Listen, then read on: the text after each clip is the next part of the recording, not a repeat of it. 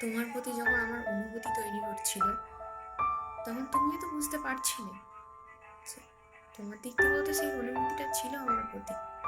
কই তখন তো আমাকে একবারও আটকাওনি, একবারের জন্য বলোনি যে আমার জন্য অনুভূতি তৈরি করো না।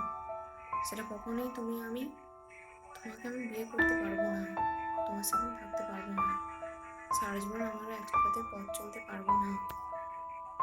কিন্তু তুমি কি করলে? হট করে এসে বলে দিলে আমি তোমার সাথে থাকতে পারবো না, তুমি ভালো থেকো। কত সহজ না সবকিছু। যখন বন্ধু হয়েছিলে তখন তো তোমাকে আমি আমার বন্ধুর মতো করেই দেখতাম।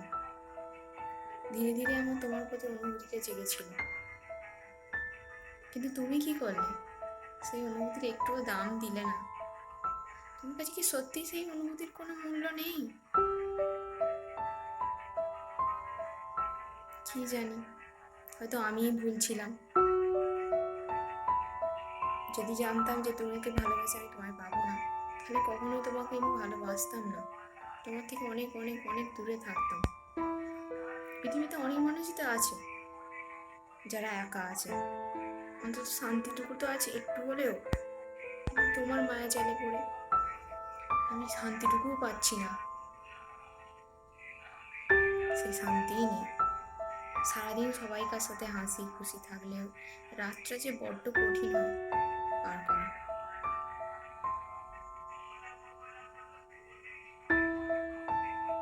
এত মায়া জালে কেন পড়ালে আমাকে? এই সত্যিই আমার হয়ে থাকতে না পারো?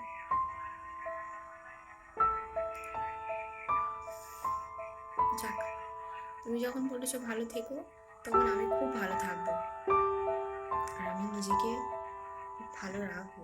তুমিও ভালো থেকো, আশা করি ভালো থাকবে তুমি। হাই, আমি সঙ্গীতা সর্দার।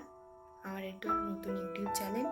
তোমাদের আমার কথাগুলো পছন্দ হলে অবশ্যই চ্যানেলটাকে সাবস্ক্রাইব করে দিও, অ্যান্ড শেয়ার করো, লাইক করো। ওকে, টাটা বন্ধুরা।